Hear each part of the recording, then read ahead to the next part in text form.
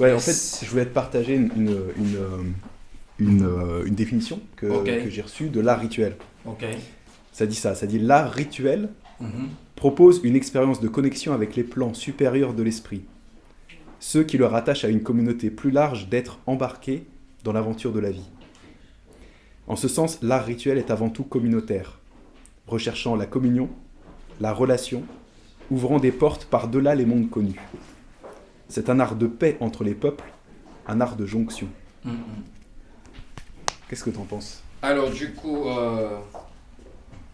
ce que vous venez de dire là, bonjour, ce que vous venez de dire là, c'est, ça parle au plus profond de moi. Parce que l'art rituel, c'est la vie. Ce n'est pas quelque chose qu'on peut dire, on va aller. Ça peut arriver qu'on va dans une école ou dans une université pour écouter, entendre des choses. Mais ça ne va pas vraiment nous inculquer vraiment l'art rituel dans notre âme. Parce que l'art rituel, c'est la vie. C'est la vie, c'est la connexion entre la terre, la mère terre nature, entre l'espace, le temps, et entre les animaux, entre ce qui est bien et ce qui est mal aussi. C'est tout un mélange.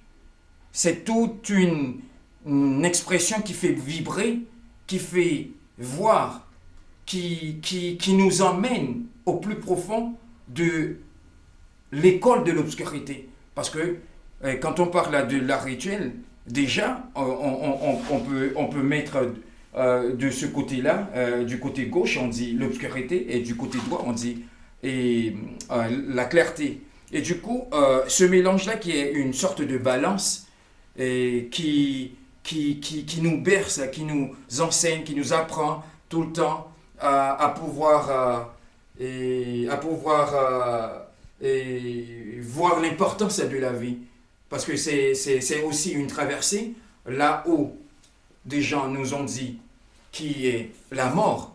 Parce que dans l'art rituel, c'est toute une expression, comme je viens de dire tout à l'heure, de traverser. De traverser et du coup, cette traversée-là nous enseigne dans l'école de l'obscurité qui est des rêves, des songes aussi. Parce que nos ancêtres, pour avoir cet art rituel, ils vont venir dans nos songes pour nous enseigner beaucoup de choses.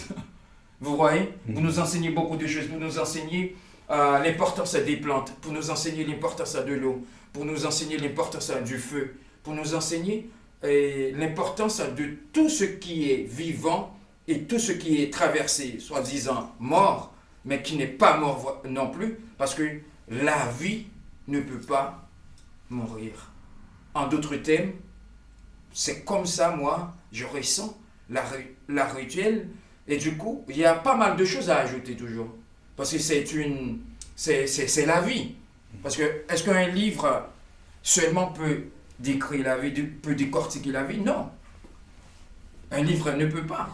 On peut arriver à mettre, à faire des livres et des livres et des livres, mais ça ne peut pas décrypter ou décortiquer et la rituel non plus la vie. Parce que c'est vaste, c'est ample. Vous voyez? Et du coup, c'est de cette façon-là, moi, je le sens. C'est la subconscience qui me parle. C'est le petit esprit qui est à l'intérieur de moi, qui est en train de manifester, qui m'inspire et qui me fait cracher mes mots de cette manière-là. Et du coup, je peux dire, c'est une sauvagerie de la mère terre nature. Toute plante qui est sauvage nous donne beaucoup de bienfaits. Parce que ce n'est pas des plantes hybrides. Mais nous, l'homme, à cause de prendre un chemin hybride, et là, on vient de voir, on vient de démoniser, en d'autres termes, l'art rituel, tout ça là aussi. Parce que c'est tout un mélange. Mais nous, les êtres humains, les vrais êtres humains, les bons êtres humains, parce que comme il y a un mélange, et vers les bricoleurs d'histoire qui nous divisent, et du coup, on doit et revendiquer, on doit batailler juste pour pouvoir expliquer à tout le monde qui sommes-nous et qui est l'art rituel et qui est la vie.